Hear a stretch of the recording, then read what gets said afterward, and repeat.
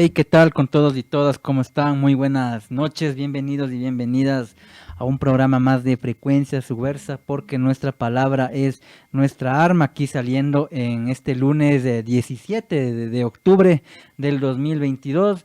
Estamos ya en la mitad del mes y bueno, seguimos aquí con nuestra programación en una emisión más de nuestro programa para hablar aquí de muchas cosas, para seguir reflexionando sobre la situación del país y también para hablar, aprovechando que la semana que pasó fue un 12 de octubre más, una fecha en la cual se ha convertido pues en un espacio para discutir diferentes cosas, diferentes cuestiones que giran alrededor de esta fecha histórica. Y bueno, estamos aquí también para hablar de eso y también sobre varios temas, ¿no? De coyuntura política, de coyuntura social, entre una de ellas la consulta que tanto se ha pregonado en la opinión pública, la consulta popular que se quiere llevar a cabo y que ya está prácticamente aprobada por las máximas instancias del Estado para que se ejecute en las próximas elecciones de febrero del 2023. Y bueno, estamos aquí para hablar de eso y mucho más mientras con el tiempo que dispongamos. Así que eso, y bueno, le doy paso a Mateo. ¿Qué más, Mateo? ¿Cómo vas? Hola David, hola amigos, amigas que nos sintonizan a través de las distintas señales de radio y también de internet en los distintos lugares y territorialidades del mundo. Siempre eternamente agradecidos y agradecidas por encontrarnos una semana más, una noche más, junto a todos y todas ustedes que están al otro lado de los micrófonos, del otro lado de la tecnología, se podría decir. Y como bueno lo ha dicho David, hoy vamos a conversar sobre dos temas de coyuntura. En un primer bloque, en una primera instancia, estar conversando sobre lo que fue este 12 de octubre y esta fecha que en distintos lugares y territorios del continente latinoamericano específicamente y también norteamericano tiene diferentes nombres, ¿no? Hasta incluso en Estados Unidos creo que le dicen el Día de Cristóbal Colón o algo así, ¿no? Ujú. Entonces vamos a estar abordando desde nuestra perspectiva, desde nuestra visión, esta fecha histórica, se podría decir, y también dándole algunos matices.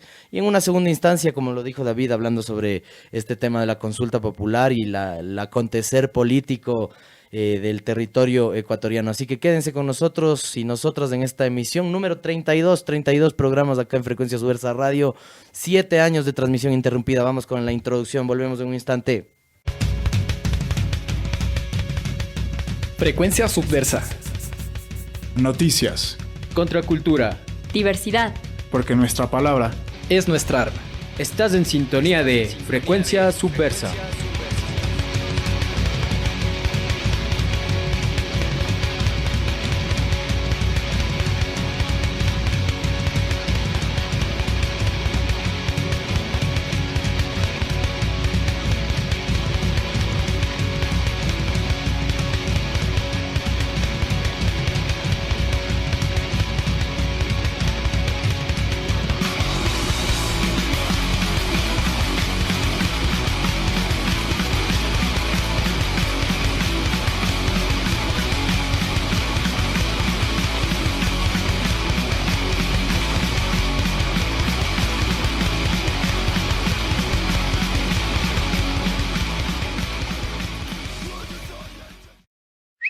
Durante esta hora, durante esta hora, Durante esta hora, yo o cualquier mujer de América Latina y el Caribe podemos ser asesinadas solo por ser mujeres.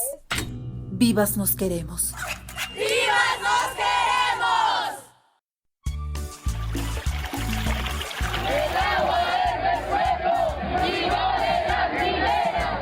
El agua no se vende, se cuida y se defiende. No a la privatización del agua. Gracias, campesinas y campesinos. Gracias, indígenas y ecologistas, por enseñarnos que el agua no se vende, se cuida y se defiende. El agua es del pueblo y no de las mineras. El agua es tu vida y si tú no la cuidas, haces daño a tu familia y a tu comunidad. Y bien, estamos aquí ya para empezar con todo nuestro programa. En esta emisión, creo que es la emisión número 32 32 ya programas en este año que va. Qué chévere seguir aquí compartiendo, más bien dicho, emitiendo nuestro programa por los 100.9 de Cultura FM, también por la retransmisión que nos hacen los días jueves a las 17 horas de Ecuador y 19 horas de Argentina, la gente de Radio La Conquista del Pan, y también por la transmisión que hacemos por nuestras redes sociales, ya sea tanto por el Facebook y por el YouTube. Así que bueno, estamos aquí para arrancar ya de lleno con nuestro programa. Vamos a hablar en una primera instancia, como lo dijimos en el bloque introductorio, sobre lo que significa el 12 de octubre, ¿no? Sobre, no sé, si está bien el término, esta transformación o esta configuración que ha venido teniendo esta fecha en particular, que ha levantado muchas discusiones en los últimos años, tanto así que hubo un tiempo en que en este país especialmente el 12 de octubre era un día feriado, era feriado en su momento, o también se le denominaba como el famoso Día de la Raza, ¿no? Que hasta ahora todavía sigue predominando ese calificativo todavía en muchas personas, y bueno, es una fecha realmente que levante el debate desde diferentes espacios, y sobre todo ha levantado más el debate y la discusión a partir de la resignificación que se le ha querido dar, especialmente desde las comunidades indígenas, darle más bien un sentido más ancestral, con una cosmovisión más de lleno a lo que eran los ancestros que vivían en un momento aquí determinado en estas tierras, ¿no? De lo que hoy llamamos como el continente americano, ¿no? Es una fecha, como digo, que ha levantado mucha discusión, pero sobre todo en cuanto a la resignificación, ¿no? Que le han querido dar los pueblos, las comunidades indígenas, sobre todo, ¿no? Entonces, ahora como que, no sé, mi percepción es que como que en este año como que ya no se ha hablado mucho, ¿no?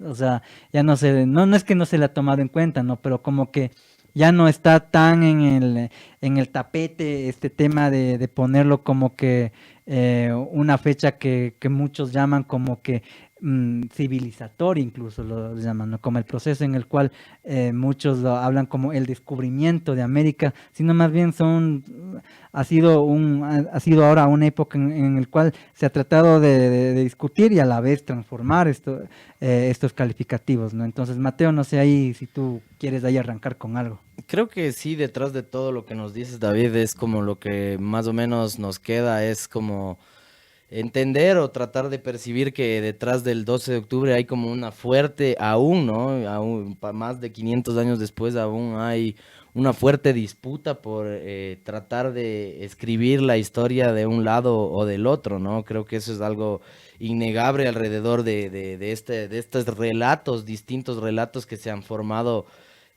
detrás, y también a partir de este tema de la llegada de Cristóbal Colón a América Latina, a América, ¿no? A Centroamérica, precisamente en 1492, apoyado y financiado por los Reyes Católicos. Creo que eso es algo que también como que sale un poco de este cuento que nos han contado, cabe recalcar desde muy temprana edad, que es como creer que no sé, que Ecuador se liberó y que España era la conquistadora o tal, ¿no? Y bueno, si tal vez las territorialidades o los territorios hoy coinciden, no podemos como darle estos adjetivos o estos sustantivos o estas visiones o estas denominaciones desde el presente a los procesos que fueron en el pasado, ¿no? Entonces, realmente si es que hay como este proceso de dominación, viene desde las monarquías, ¿no? Desde los reyes, desde los monarcas, en este caso los católicos de los distintos reinos de la península ibérica, podríamos decir, ¿no? Sin embargo, después la colonización también fue forjada por las monarquías británicas, portuguesas, y creo que de una u otra manera hay cierta visión que nos hace creer que España es como el gran monstruo, la gran bestia, y dentro de España hay sus propias complejidades, se podría decir, un territorio que ha sido invadido constantemente por distintas civilizaciones o complejidades sociales que llegaron a ese territorio y que hicieron que, bueno, por un lado, bueno, tenga un mestizaje tremendo, ¿no? Y lo podemos encontrar en la lengua castellana y también en sus arquitecturas y en todo eso.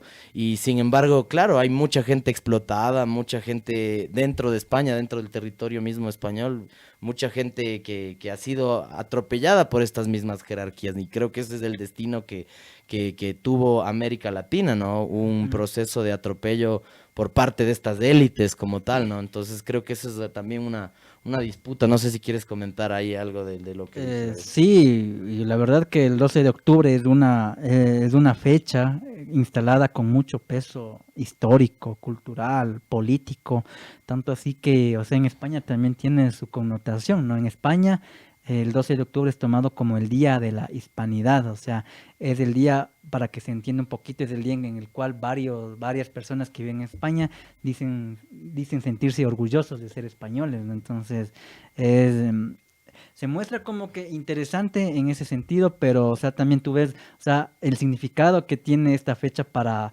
cierta parte de España, ¿no? Cierta conexión que todavía quiere construir y establecer con cierta forma de organización de gobierno o de dominación como lo es la monarquía, ¿no? Ahora que esto de la monarquía está tanto en boga y en tanta discusión con lo que fue la muerte de la reina Isabel, en España también ocurre un proceso, no similar, pero un proceso con sus propias características. En este caso, se trata de justificar a la monarquía hasta ahora a partir de lo que representó el 12 de octubre de 1492 para España, ¿no? Incluso muchos dicen que España, la importancia que tuvo el 12 de octubre en lo que fue el descubrimiento, en la conquista, en la invasión de los territorios de aquí, de los territorios de aquí en América Latina, en el Abya Yala. O sea, fue tan importante para España que en España la identidad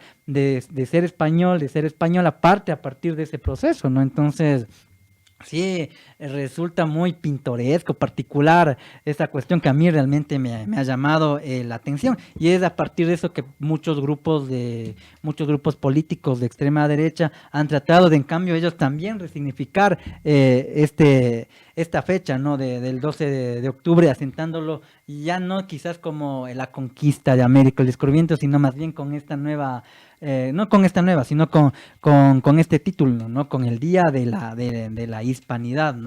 Entonces, bueno, tanto así que hasta el gobierno de Francisco Franco se llegó a establecer de manera preponderante esta fecha, ¿no? Incluso ahora trayendo, no sé si tu amigo has escuchado, y quienes lo escuchan tal vez han escuchado este término que se utiliza, ¿no? Que desde la academia tratan de no sé, desarrollar una especie de campaña, ¿no? De la famosa leyenda negra, ¿no? En la cual básicamente se menciona que, bueno, que se menciona que gracias a este proceso histórico de lo que vino Cristóbal Colón y todos sus navegantes a América, y todos los territorios pudieron ser civilizados y ser lo que son ahora, ¿no? Entonces, por eso lo decía, como lo decía Mateo, es una fecha que está en disputa, que sigue aún ahí confrontándose, y al final es una fecha en la cual varios lados quieren construir una historia diferente, ¿no? Cuando lo que al final pasó fue que tuvimos como resultado lo que tenemos ahora, que es básicamente personas, clases explotadas, clases oprimidas, y del otro lado hay élites, ¿no? Que se siguen aprovechando de la fuerza de trabajo de otros. Entonces, y eso es una condición que se establece no solo en América, sino también a nivel mundial. Sí, yo creo que, bueno, esto de la leyenda negra, como tú dices, tiene dos lados de hecho, y creo que ahí se va conectando esto que decíamos de la disputa de sentidos, porque mucha gente que en su momento ha sido progresista y que, bueno, lo hemos visto como tomar la forma de liberales o de más contemporáneamente de izquierdosos, se podría decir.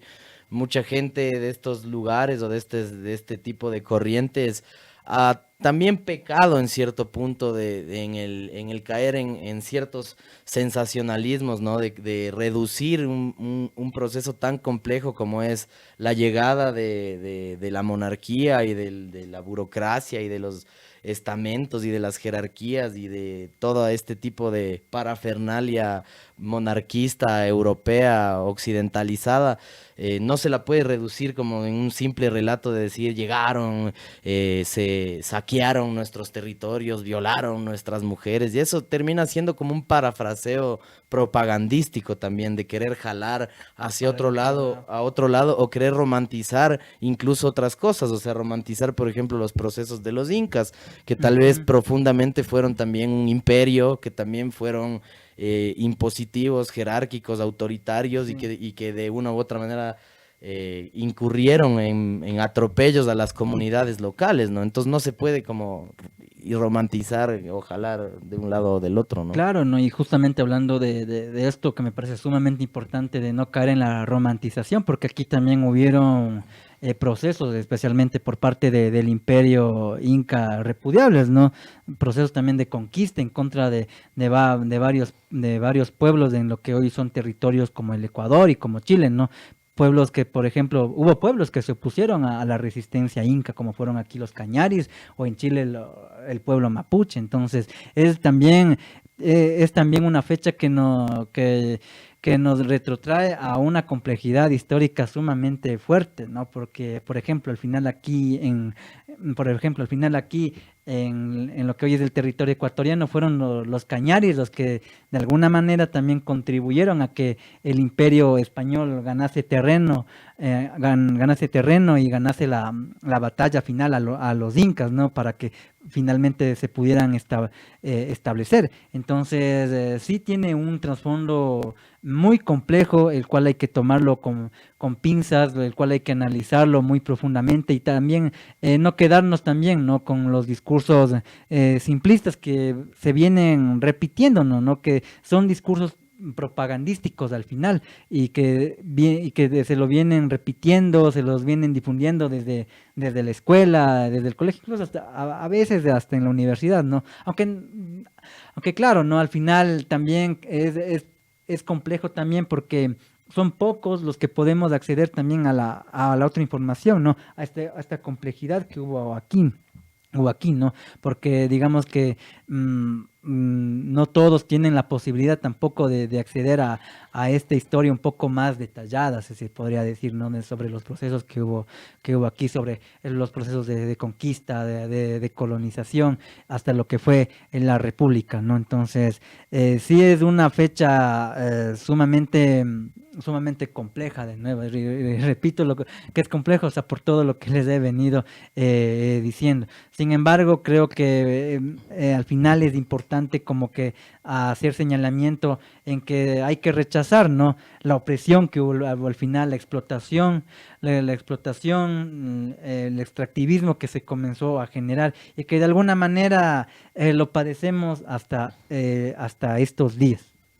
Sí, no, totalmente. Yo creo que, de hecho, más allá de lo que has dicho, es sumamente complejo pensar todo este tipo de procesos desde la superficialidad, o desde reducir como de una u otra manera las cosas, ¿no? Creo que romantizar del un lado, como decir, fuimos atropellados, fuimos violados, fuimos despojados, fuimos saqueados, también es como profundizar y normalizar un papel de victimismo o algo así frente a muchas cosas, ¿no?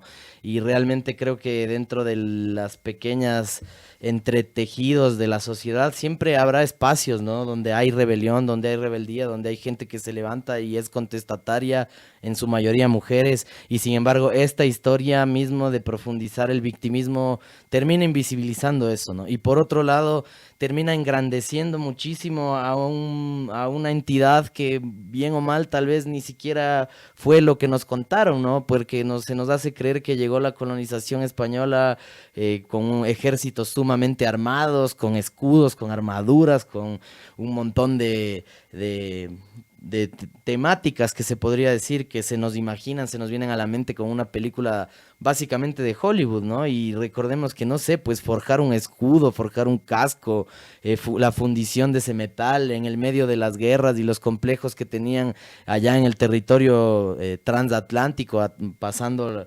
el océano. Entonces es como... tal vez ni siquiera estaban tan bien armados como nos quisieron pensar, sino que habían otros factores. Lo que se habla realmente de lo que fue la aniquilación y el exterminio no fue precisamente de la mano de la espada de los colonizadores o de los soldados, sino eran las enfermedades que venían en el aire, ¿no? Apenas ellos pisaron el territorio en Centroamérica o en Sudamérica, se expandieron enfermedades a través del aire, ¿no? La misma gripe, las pestes, la peste bubónica, un montón de cosas que dentro de sus mismas insalubridades y pocas capacidades de higiene que había en esa época, recordemos del año 1500, o sea, ¿qué higiene se podría hablar? Que llegan ellos además viajando en un barco en el agua salada durante meses, llegan acá, no van a llegar con la mejor salud, ¿no? Y aparte se hablaba de que no precisamente por la desconfianza de no saber si el viaje iba a salir bien, no enviaron precisamente a gente muy sana, se podría decir, ¿no? Entonces, obviamente esas enfermedades son las que se esparcieron en el aire, en el ambiente, aunque parezca tal vez increíble, y es lo que aniquiló muchos lugares, como Machu Picchu incluso, ¿no? Decían que hubo un exterminio que llegó básicamente con el aire, ¿no? Y eso para las comunidades indígenas, para sus cosmovisiones, tal vez puede ser muy profético, ¿no? De repente la gente comienza a morirse, entonces la gente comienza a abandonar sus asentamientos, comienza a abandonar sus creencias, y eso hace que se haga que se derive en un desequilibrio total de las fuerzas geopolíticas que ya existían dentro del territorio latinoamericano. Y otra cosa de la colonización, o sea, básicamente, o bueno, de la monarquía española ocupando el territorio, al menos latinoamericano, casi que ocupa lo mismo que conquistaron los incas y las demás civilizaciones, o sea, no hicieron mayor descubrimiento, se podría decir, ¿no? Los Andes ya estaban profundamente ocupados por los incas, como decíamos, por el imperio y la conquista y el proceso de dominación forjado por ellos, que tenía incluso niveles de economía, de comunicación, de distintos tipos de correspondencia, se podría decir, con esto en las distintas ciudades. Entonces los españoles llegan y ocupan básicamente los territorios que ya estaban descubiertos, se podría decir, los Andes, ¿no? Y generan que ese proceso de dominación se siga dando desde los Andes. La colonización nunca llegó, por ejemplo, a la Amazonía, más bien la colonización de la Amazonía se da con los estados nacionales en los años 1950, 60, 70, sí, con el uso del caucho, ¿no? Claro, o sea, y por ejemplo, la Amazonía como tal, la Amazonía se llega a poblar recién, tal como lo vemos ahora, recién en el siglo XX, ¿no? Porque era de difícil acceso. Creo que apenas como gente como Pizarro, que fue el que descubrió el río Amazonas, ¿no es cierto? O sea, fue poca gente la que pudo atravesar las selvas amazónicas, ¿no? Y es tal como tú lo dices, o sea, no fue que al final fue un descubrimiento así tan gigantesco como lo decían, ¿no? Sino que fue un proceso que se construyó entre ambas, no sé si decirlo, entre ambas culturas o entre ambos lados, ¿no? Entonces, y justamente ahí es donde radica y comienza a germinarse esta complejidad de los procesos de los procesos sociales y políticos que comienzan a gestarse, ¿no? Aquí en estos territorios. Entonces, eso nomás hay para cortar. No, sí, además, o sea, un montón de imprecisiones que nos cuentan, por ejemplo, esto de decir que Atahualpa entregó kilos, un cuarto lleno de oro para ni sé qué, liberar el ni sé qué, o sea, son cuentos que realmente no deberíamos seguir como profundizando, ya que para las comunidades indígenas prehispánicas que estaban aquí, el oro poco o nada significaba, o sea, ¿por qué tendrían un cuarto lleno de oro? Además se habla de lingotes de oro. Entonces, ¿qué tenemos en la civilización inca? ¿Qué grandes fundidoras de oro? ¿O qué? o es como estos cuentos así mágicos de creer que, no sé, pues está ahí las ciudades perdidas o que vinieron los ovnis, no, yo qué sé, no, o sea, realmente como cosas que salen mucho de nuestra capacidad de comprensión, igual porque no tenemos las fuentes históricas, ¿no? Lastimosamente lo único que tenemos es lo que la misma colonia o el mismo proceso colonizador o el mismo proceso de la conquista nos dejó y nos legó, y creo que me atrevería a decir hasta por suerte, ¿no? Porque otros procesos de dominación como los ingleses, anglosajones o portugueses emprendieron campañas de persecución y de asesinato mucho más criminales en contra de las poblaciones indígenas, ¿no? Si es que podemos ver los procesos de evangelización de los jesuitas lograron en Latinoamérica recobrar mucho del idioma, ¿no? De los idiomas, de los dialectos, de las lenguas, y más que nada lograr que el quichua sea como esta lengua del entendimiento entre los españoles y la República de Indios, o que era lo que decían, era un término que se utilizaba en la colonia, ¿no? La República de blancos y de indios, pero se aceptaba, ¿no? Se aceptaba este lenguaje quichua. Entonces, eso también vuelve a preguntarnos cuán complejo es esta disputa del sentido, porque mucha gente de este lado progresista, a veces como un poco crítico se podría decir, cree que el quichua es como el idioma de la resistencia, o quiere pintar o algo así como si fuera el idioma que sobrevivió a todo eso, y cuando tal vez no lo fue, más bien fue el idioma que fue pactado por los mismos monarquistas, por los mismos representantes terratenientes y después hacendados, para poder comunicarse con sus súbditos, se podría decir, con sus personas que están abajo sosteniendo todo eso, ¿no?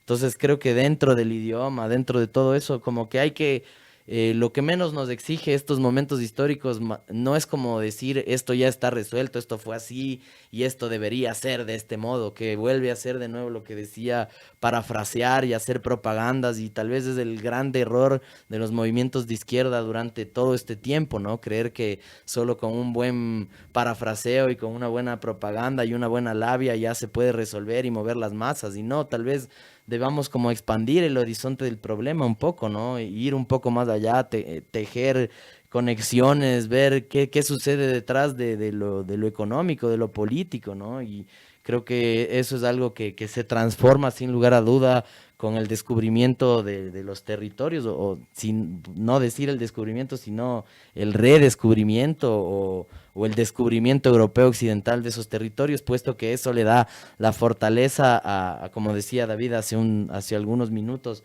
de que España tenga ese proceso de unificación de esos diferentes reinos que básicamente se estaban yendo al bote, ¿no? Se estaban yendo en picada. Además que existía una gran población de árabes en el territorio español, ¿no? Y 100 años después de esta conquista, ya con la unificación y los procesos de unificación de España, se da esta primera gran expulsión de los moros de España, ¿no? Se habla de una diáspora obligada de más de 300.000 personas, y para el año de 1600 mover a 300.000 personas debe haber sido algo sumamente complejo, se podría decir, y a partir de eso también tenemos el primer como hecho de islamofobia, ¿no? Que es algo que hasta ahora existe en el mundo entero, ¿no? La persecución contra este tipo de comunidades y grupos, ¿no? No sé, David, igual si es que tienes algo más que acotar, sino para irnos al primer corte musical de esta noche.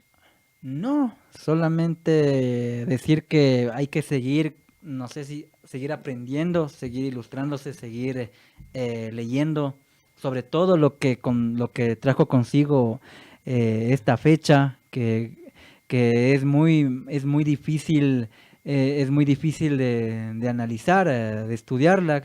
Como lo decías, hay muy pocas referencias de lo que fue antes de 1492, lo que hoy es el territorio americano, ¿no? Tanto así que, por ejemplo, el famoso cronista Juan de Velasco escribió este famoso Reino de Quito, ¿no? Que era como que la primera aproximación a la forma en la cual se organizaban las distintas comunidades originarias de ahí, ¿no? Y que después con el pasar de los años, de los siglos, terminaría siendo un tratado discutido, refutado, pero bueno, así es la historia, ¿no? Es todo un tramado de varias perspectivas y que como creo que lo hemos mencionado aquí, al final no se trata de romantizar ningún proceso, ¿no? Ni del lado de lo que fueron, por ejemplo, aquí con los incas, como ya lo dijimos, que también tenía un proceso de conquista muy fuerte sobre los territorios de los mapuches en el sur, sobre los cañaris en el norte, y eso, ¿no? Hay que también seguir averiguando,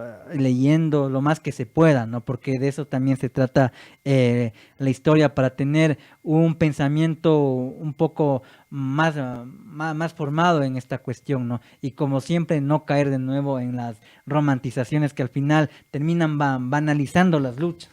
Sí, no, además nos hace como una suerte de miopía de creer que detrás de este proceso de conquista los únicos y las únicas que sufrieron los embates y atropellos de este tipo de imposición jerárquica, bélica, fueron los indígenas, y no fue así. O sea, detrás de eso habían comunidades de montubios, de montubias, comunidades de la costa de toda Latinoamérica, de la costa del Pacífico, tanto como de la costa del otro lado del continente, y sin lugar a dudas, y cómo no regresar a ver, o sea, qué pasó con todas las comunidades afros, ¿no? O sea, ¿quién regresa a ver a todos esos esclavos que estaban siendo llevados en barcos en cientos de miles de números, vendidos como si fueran ganado, eh, a través de todos estos procesos de la colonialidad, ¿no? Entonces, sí, regresar a ver a las comunidades locales, a los pueblos ancestrales, se podría decir, pero también regresar a ver a todas estas comunidades que fueron desplazadas y fueron movidas de un lado al otro con fines netamente económicos, ¿no? Y hasta cuándo vamos a seguir avanzando dentro de todo eso, ¿no? Hasta cuándo hay estos procesos de colonialidad o de colonialismo, ¿no? Como hablábamos en la Amazonía con el caucho, por ejemplo, o a principios del siglo XX en el desierto de Perú, y en la frontera con Chile, en lo que eran las salitreras, antes de que llegue como la tecnología, en donde llegaron cientos de barcos con personas pobres, mujeres y niños y hombres de China, ¿no? Llegando a generar estos procesos de explotación, ¿no? De extractivismo que hasta ahora sucede, ¿no? Regresemos a ver ahora a todos los procesos de minería y que siguen adelante y que se iniciaron sin lugar a duda con una finalidad estrictamente comercial y se podría decir hasta precapitalista, puesto que los únicos beneficiarios de esta extracción y de esta producción son no precisamente quienes trabajan, sino estas grandes élites que manejan esos negocios, ¿no? Entonces, a pensar, a regresar a ver siempre eso y ir un poquito más allá, no quedarnos siempre con lo que nos dicen, aunque nos guste y aunque sea una zona de confort a veces para nuestras posturas o para nuestra ideología o nuestras preferencias políticos, sociales. Siempre debemos como no alimentar estos mitos, ¿no? Porque no estamos como en las alturas como para darnos el lujo de estar alimentando mitos, ¿no? Porque a la larga el mito se queda en el mito y las luchas sociales siguen avanzando y los atropellos seguirán adelante si es que no nos juntamos y tratamos de hacer movimientos hacia el despertar de la conciencia y no hacia el entretenimiento de la conciencia. Es muy chévere el entretenimiento, la literatura, la ficción, muy bacana, muy llenadora, pero también tenemos que aterrizarnos de una u otra manera, ¿no? Y ahora nos vamos al primer corte musical con la canción de Los Cínicos, lanzada en el año 2016 en su primer trabajo discográfico, el No Queremos, con su canción Madre España. Regresamos en un instante acá en Frecuencia Subversa Radio, porque nuestra palabra es nuestra alma. Ya volvemos.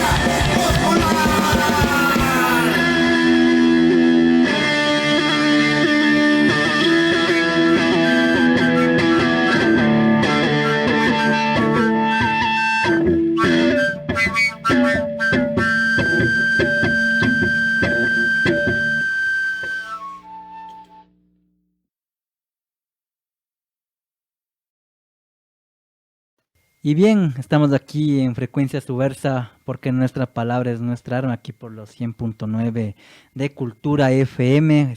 Venimos ahí escuchando el tema de la banda Los Cínicos, con su tema No Queremos, y bueno, estábamos... El del álbum No Queremos, la canción Madre España. Madre España, la canción Madre España, perdón, de Los Cínicos. Así que bueno, estamos aquí para seguir hablando. En el primer bloque hablamos un poco, tratando de hablar un poco sobre lo que contrae esta fecha del 12 de octubre con toda su amalgama de complejidad. Y bueno, esperamos ahí que más que les haya gustado, que les haya invitado a la reflexión sobre todo lo que implica, ¿no? Esta serie de procesos y que de alguna manera a veces terminan cayendo en la simplicidad. Sí, y antes de pasar al siguiente tema, David, creo que se me fue un detallito, una información que tenía aquí, y es como, bueno, para reafirmar este tema de la disputa o lo disputado que está el sentido solo en Latinoamérica, o las distintas caras del 12 de octubre, como precisamente dice este artículo de Estatista en español.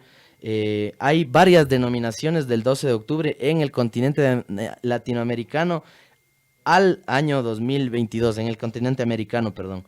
Para Estados Unidos, como decíamos, se llama aún el Día de Colón o Christopher Columbus Day, mientras que para México se denomina el Día de la Nación Pluricultural.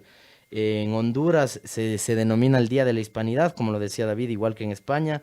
Para El Salvador es el Día de la Resistencia Indígena, Negra y Popular, mientras que para Guatemala y Nicaragua es el Día de la Raza, esto es en Centroamérica. Para Costa Rica es el Día de las Culturas. Por otro lado, en Venezuela es conocido como el Día de la Resistencia Indígena, mientras que para Colombia es el Día de la Diversidad Étnica y Cultural, y en Ecuador es el Día de la Interculturalidad y Plurinacionalidad, perdón. En Bolivia es el Día de la Descolonización, mientras que en Uruguay es el Día de la Diversidad Cultural. En Argentina es el Día del Respeto a la Diversidad Cultural. En Chile, el Día del Encuentro de los Dos Mundos. Y finalmente, para Perú es el Día de los Pueblos Originarios y del Diálogo Intercultural, ¿no? Entonces ahí vemos cómo en algunos todavía se dice el Día de la Hispanidad y en otros, como Bolivia o como Venezuela, se habla de la resistencia y la descolonización, ¿no? Sin embargo, bueno, de nuevamente decir, a pesar de que lo pongan en los papeles, en sus constituciones tan bellísimas, ¿qué pasa realmente con las comunidades indígenas? ¿Dónde está la real transformación y el real acolite y la real visibilización de esas luchas? No, Oye, no están. Sí, no, y me llama la atención, por ejemplo, yo me olvidé de decir eso también, que aquí, por ejemplo, el 12 de octubre es el Día de la Interculturalidad Y plurinacionalidad. Cuando aquí, por ejemplo, en Ecuador, las comunidades indígenas son los lugares donde hay mayor número de niños con desnutrición infantil y con gente que todavía le cuesta acceder a la educación y a la salud. Entonces, creo, como tú lo dices, de gana, a veces son en vano, ¿no? Todo el discurso, todas las letras que se empañan en el papel, en las constituciones, en las fechas, cuando en la práctica mucha gente todavía sigue padeciendo estas problemáticas, ¿no? Y claro, es verdad que hay varias comunidades, hay varias personas de las comunidades que de alguna manera han logrado emerger económicamente, académicamente, sí, pero no todos, ¿no? La mayoría todavía sigue padeciendo estas terribles problemáticas, y creo que en el presente eso también hay que tomarlo en cuenta, ¿no? Cuánta gente todavía debe abandonar sus comunidades y migrar a las grandes ciudades y sufrir la explotación laboral, el racismo, y claro, ¿no? Y al final uno se pregunta de qué sirve, ¿no? De que se formen, no sé yo, qué sé yo, gobiernos plurinacionales, haya un día de la plurinacionalidad, de la interculturalidad, cuando en la práctica todavía la gente de las comunidades indígenas todavía siguen padeciendo y sufriendo estas problemáticas. Así que, bueno, eso. Sí, ¿no? Y además, como hablábamos con Inti Zarango hace algunos programas, les obligan a mestizarse, a tomar las formas de vida de las ciudades que están realmente complicadas o complejas de tratar, ¿no? Mucho machismo, mucha indiferencia, mucho individualismo y que vengan de las comunidades donde muchas veces los principios son al revés, comunitarios, colectivos y tener que como de una u otra manera amestizarse o acoplarse a la ciudad es terrible, ¿no? Es nuevamente otro asesinato simbólico. Y nada, pues ahora sí, David, pasemos a hablar sobre la consulta popular. ¿Qué te parecen esas preguntas? Sí, justamente hablando de estos títulos, de estos nombres que se quiere dar a partir de la normatividad o de la legalidad, eh, estamos justamente ya arribando a estas fechas que, bueno, a mí no es que me agraden mucho, ¿no? Pero ya nada, toca a veces acostumbrarse a ello. Cada 2 años viene esta cuestión de las elecciones, ya sean para presidentes, asambleístas o como ahora que se dan para alcaldes. Porque están alternadas, ¿no? O sea, Claro. las elecciones son cada 4, Claro. pero como no son a la par, No son a la par. son cada, o sea, terminan siendo cada Claro, 2. en el 2021 fue las elecciones para presidente y ahora en el 2023 vamos a tener elecciones para Seccionales. seccionales, regionales para alcaldes, para prefectos y bueno, se va a aprovechar este momento para establecer o para dar paso a una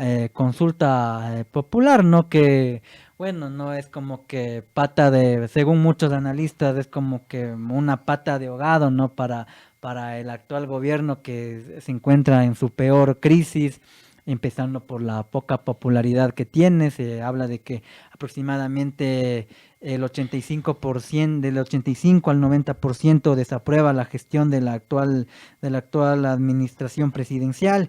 Y bueno, no en ese sentido, y dado que hace pocos meses fue el paro en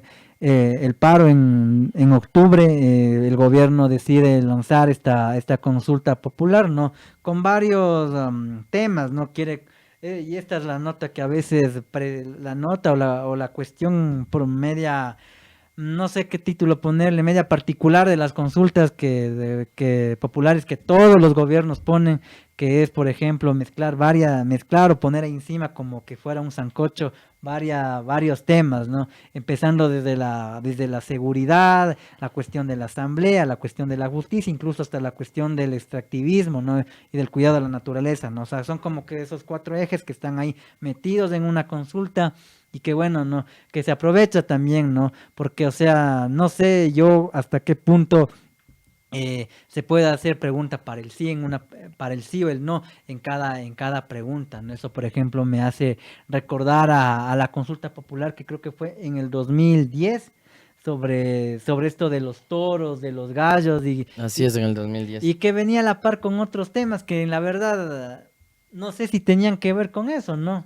Entonces, desde ahí como que, por lo menos en lo personal, nace mi cuestionamiento este tipo de procesos, ¿no? Y hoy se repite lo mismo, por ejemplo, empezando con la primera pregunta que en la cual se quiere establecer, se quiere proponer, perdón, que los militares salgan a las calles con los policías y prácticamente establecer un estado, una sociedad militarizada, y dado que, bueno, estamos viviendo un estado un estado social ahí muy, muy fuerte y bueno, se aprovechan, ¿no? Y creo que el primer cuestionamiento parte de eso, ¿no? O sea, de querer meter varias cosas en una consulta popular y bueno, eso como que el primer cuestionamiento que surge. Sí, o sea, yo creo que igual detrás de esto, creo puede ser muy probablemente cortinas, ¿no? Realmente, si no hay cambios como profundos o estructurales que vayan más allá de lo que decías, y creo que el mejor ejemplo fue precisamente lo que has dicho, David, de esta consulta popular del año 2010, en el que básicamente el trato de llegar a hacer las preguntas cogen y ponen unos términos que tal vez dentro de lo jurídico, no sé desde qué campo se podrá analizar eso, pero llegan a ser sumamente interpretables, ¿no? Entonces eso da mucho espacio vacío a que siga sucediendo las cosas, ¿no?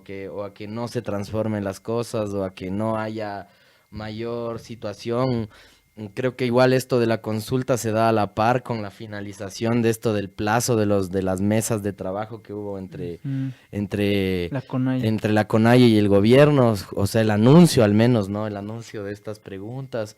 Es un momento bastante complicado, bastante complejo para el gobierno, se podría decir. Creo que de una u otra manera trata de arrimarse dentro de esto para decir o para dar la impresión de que hay algo que se está moviendo.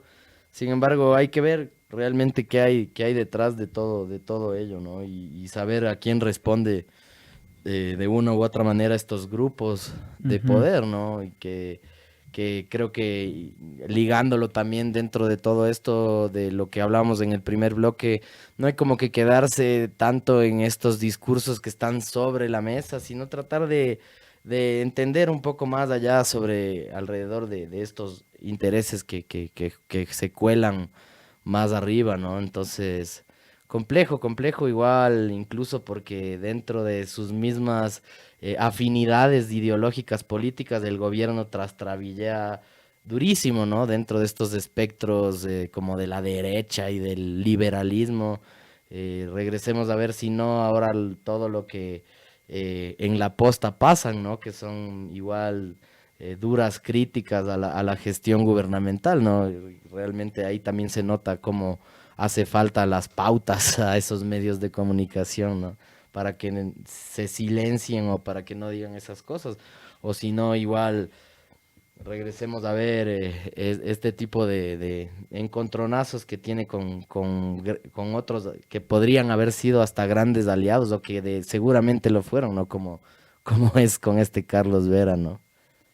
Bueno, y como tú dices, es toda igual una situación igual muy particular la que contraen estas consultas populares. Hablar también que, bueno, el pasado día jueves la Corte la Corte Constitucional ya se pronunció y, bueno, aprobó solamente 6 de las 8 preguntas, ¿no? Yo, bueno, voy a citar a Prensa Latina, este portal del cual extraigo esta información. Dice: las 6 interrogantes aceptadas para someterse directamente al voto están relacionadas a la extradición de ecuatorianos, la autonomía de la Fiscalía, la reducción de asambleístas, cambios de movimientos políticos y el sistema de protección hídrica y servicios ambientales, ¿no? Así que es como que igual queda en lo mismo, ¿no? O sea, se meten muchas cosas ahí mismo, y tal vez al final vamos a tener igual preguntas con términos muy rebuscados, que al final la gente común tal vez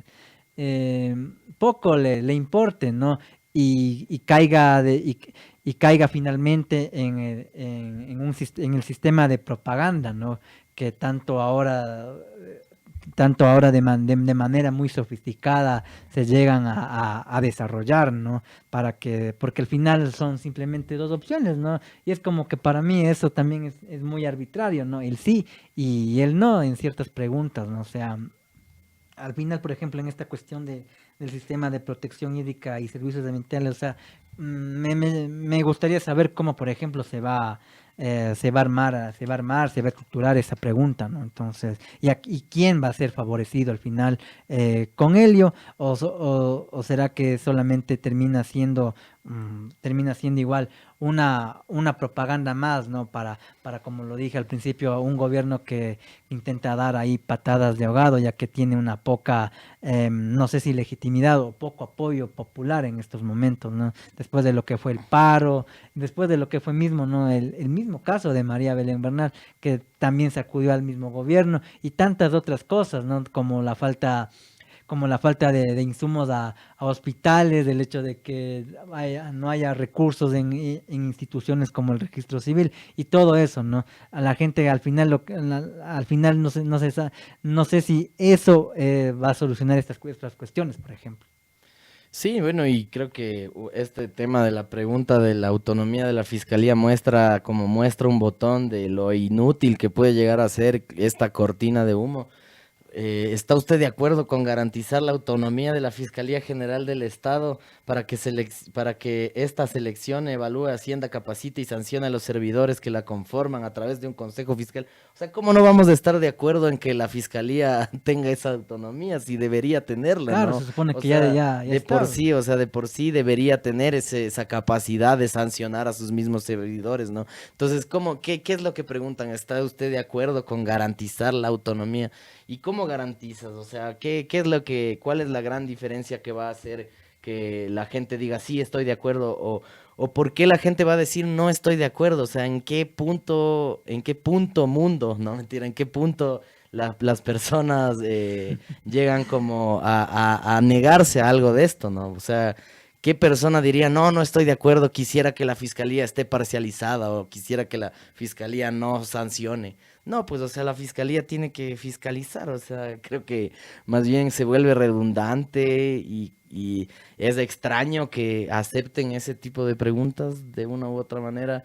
Y este tema de lo de la extradición de ecuatorianos, al parecer también vuelve a ser como un tongo político, ¿no? Ya que quieren jalarle a este gran personaje que está allá en algún lugar de Europa también emitiendo sus comunicados. O sea, ¿cómo la gente no va a estar qué personas no van a estar de acuerdo con que se extradite a criminales o personas que estén con procesos legales abiertos en otros países? O sea, también vuelve a ser como una pregunta redundante. Entonces, regresemos más bien a pensar eso, hablemos con nuestros compañeros de trabajo y directamente rechacemos este tipo de ejercicios que más lo que terminan siendo es un desperdicio del Claro, papel, ¿no? y al final, o sea, ¿eso en qué soluciona los graves problemas que ahorita está atravesando la gente, ¿no? Me refiero a la falta de empleo, el acceso a una salud, a un sistema de salud de calidad. Vemos que mucha gente, especialmente personas con enfermedades catastróficas, tienen que estar rogando o pidiendo limosna, incluso siendo asegurados, tienen que estar protestando ahí pidiendo los medicamentos. Niños que a pesar de que llegó la presencialidad no pueden acceder porque la economía de sus padres no les alcanza. Entonces, o sea, consultas populares como estas finalmente terminan siendo cortinas de humo que no terminan de generar un cambio estructural, si tú lo quieres llamar así, ¿no? Al final creo que desde que yo recuerdo, desde que tengo conocimiento como tal, o sea, ninguna consulta popular creo que ha cambiado a profundidad los graves problemas que ha padecido este país. Así es, y preguntémonos si es que incluso la llegada de un nuevo alcalde, un nuevo presidente va a transformar profundamente los problemas de este país, ¿no? Y creo que ya eso creo que será un tema para hablarlo en otra oportunidad, porque, o sea, sí, también hay unas cosas ahí medias particulares de ciertos personajes que emergen ahí con ciertos discursos medios ahí inentendibles, por no decir otras palabras. Sí, así es, y bueno, ahí les tendremos preparado alguna programación especial analizando las elecciones seccionales en el territorio ecuatoriano año 2023, en febrero que se viene. Así que nada, pues se nos va acabando el tiempo, David, ha sido interesante esta programación, vamos ahí cerrando las cosas que se nos haya quedado sobre la mesa, sino igual palabras de despedida en esta emisión número 32 del año número 7 de transmisión ininterrumpida, ahora por los 100.9 de Cultura FM y los jueves en Radio La Conquista del Pan. Así es, espero que les haya gustado a todos quienes nos sintonizaron en el programa. Aquí reflexionamos ahí de todo un poco, esperamos que les haya gustado y bueno, tendremos sorpresas para los programas que se vienen, así que estén atentos a nuestra programación y a nuestras publicaciones en redes. Vacancísimo, nos despedimos con un profundo saludo también solidario para el operador de Control Master, Alonso Lara, maltratado por este periodista de baja categoría y de baja estatura, que ya todos lo conocen. Así que nada, saludos Alonso y a aguantar y a darle como siempre y aprovechar este minuto también de fama, ¿no? A ganarse ahí un poco y a sacar la cara por toda la clase obrera y trabajadora que está detrás de esas cámaras que tan infamantes personajes a veces las registran. Nada, nos vemos cerramos este programa, despedimos y nos vemos la próxima semana. Esto Chao. ha sido todo por hoy acá en Frecuencia Subversa Radio. Porque nuestra palabra es nuestra arma. Nos vemos hasta el otro lunes. Chao. Hablamos, chao. Frecuencia Subversa, noticias, contracultura, diversidad, contrainformación, porque nuestra palabra es nuestra arma.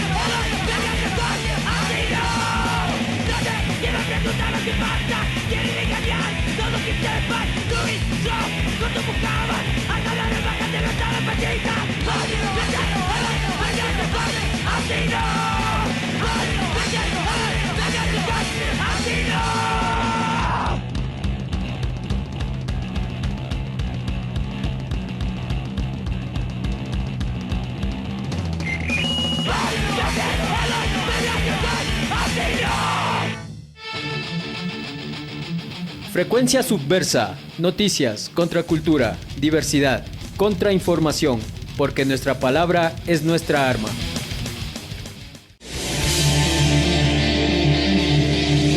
Aquí finaliza Frecuencia Subversa, porque nuestra palabra es nuestra arma. Nos vemos la próxima semana a la misma hora por Cultura FM 100.9.